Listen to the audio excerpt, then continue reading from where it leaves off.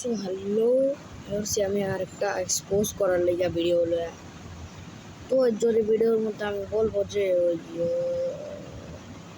Episode 71-এর মধ্যে Titan TV man যে টয়লেটের একেবারে হাওয়া একটা কাটা মারছিল না চাকু দিয়া, নিজের হ্যান্ড সোয়ার্ড দিয়া, ওই যে ব্লাস্ট হওয়ার পর যে way way way way way এমন লড়তে লড়তে গিয়া মারতে পুরো ফাঁস খতম।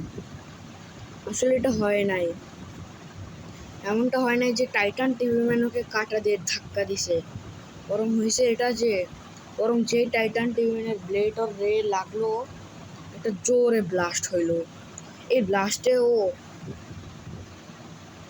নিজেই ঠং হয়ে গেল, আর টাইটান টিভি ম্যানের টাচ হইল না।